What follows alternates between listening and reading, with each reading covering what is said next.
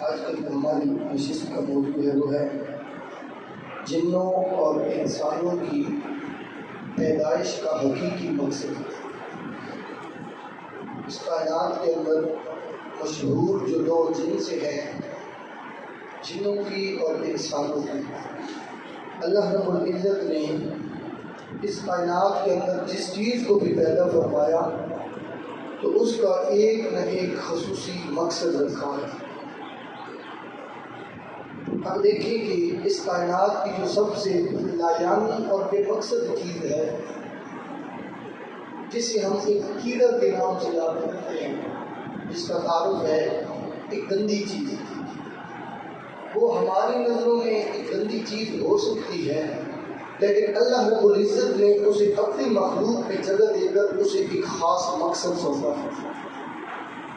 جس طرح اگر ہم دیکھیں کہ ہمارے روزمرہ کی زندگی کے مراحل میں بعض اوقات ایسا بھی ہوتا ہے کہ جو زندگی میں حیوانات ہوتے ہیں جو مر جاتے ہیں،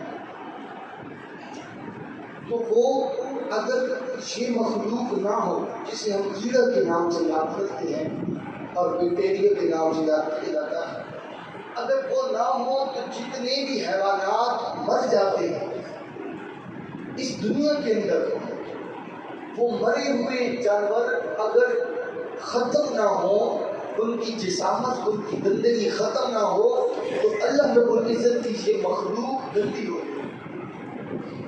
اگر یہ کیڑے نہ ہوتے، یہی کیڑے ہیں جو ان کے اندر اپنا کام کر کے اس کی جسامت کو، اس کی حیات کو ختم کرتے ہیں، یہاں تک کہ کئی عرصے کے بعد اس کی ہڈیاں تک ختم ہو جاتی ہیں، تو سیدھا ہو جاتی ہیں۔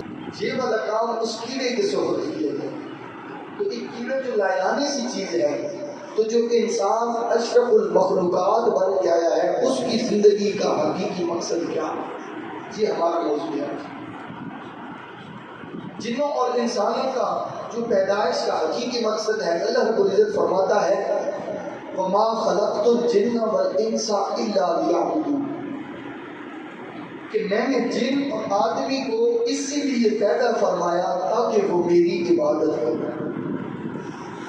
ان جنوں اور انسانوں کو فقط رب نے اپنی عبادت کے لیے اس دنیا میں پیدا کیا، اور ارشاد فرمایا کہ میں نے جنوں اور انسانوں کو صرف دنیا طلب کرنے اور اس کی طلب میں منہمک رہنے کے لیے نہیں، بلکہ انہیں اس لیے بنایا تاکہ وہ میری عبادت کریں اور انہیں میری معرفت حاصل ہے، انہیں پتہ چلے کہ رب اگر ہے، خدا ہے، تو وہ کون ہے، وہ کیا ہے، وہ کیسے ہے، اس کی عظمتیں اور شانیں جانیں۔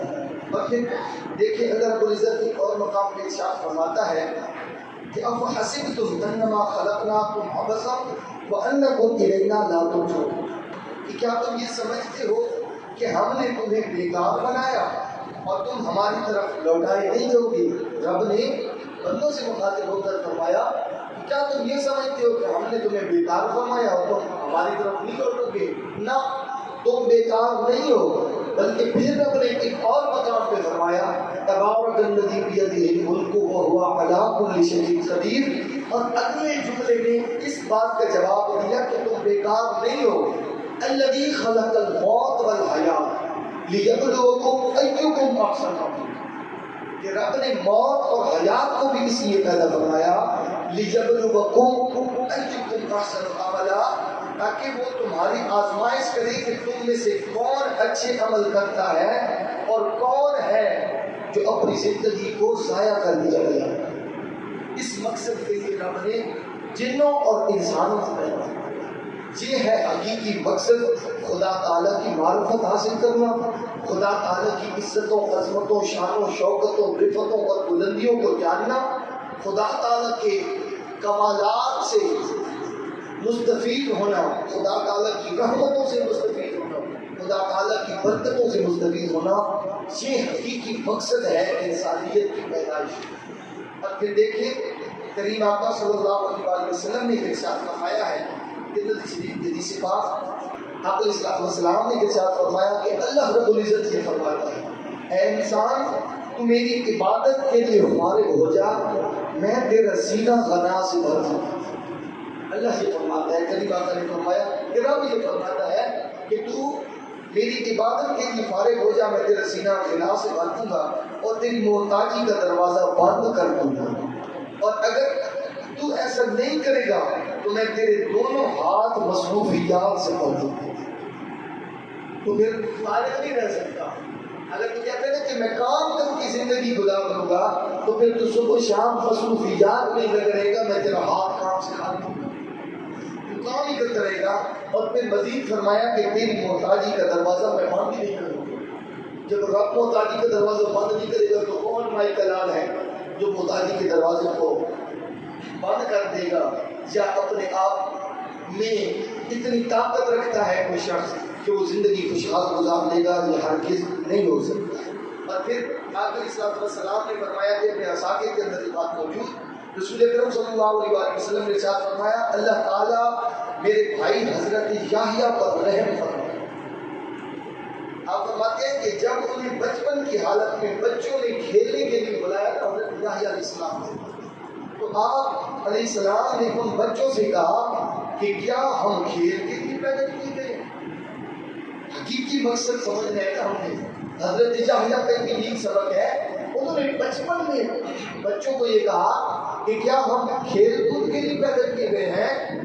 ایسا نہیں ہے، بلکہ ہمیں عبادت کے لیے پیدا کیا گیا ہے اور یہی ہم سے مطلوب ہے. تو سوچئے جب نابالغ بچہ اس طرح کہہ رہا ہے تو اس بندے کا قول کیسا ہونا چاہیے جو بالغ اور عاقل ہو چکے.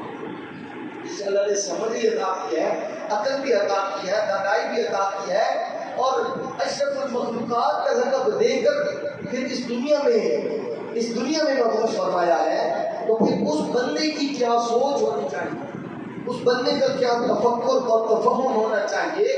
تو اسے سمجھنا چاہیے کہ اللہ نے فقط بندے کو اپنی عبادت کے لیے پیدا کرنا ہے.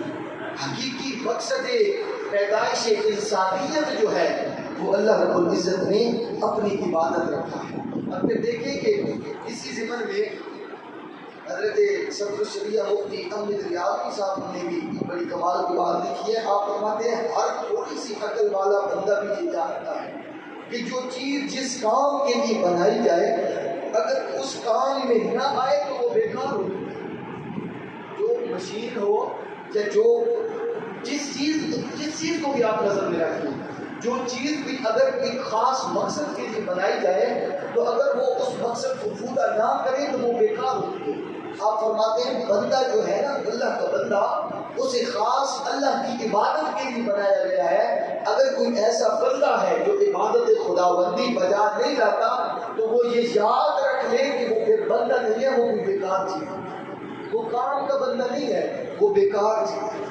تو ان سب قرآن و حدیث کی روشنی میں جو خلاصہ نکلتا ہے، سب باتوں سے سبق سے ملتا ہے کہ حضرت انسان کو یہ عزتیں، یہ عظمتیں، یہ رفعتیں اور یہ کمال فقط اس لیے ملے، پیدائش اس کی کا مقصد یہ ہے کہ وہ اللہ رب العزت کی عبادت و ریاضت کرے.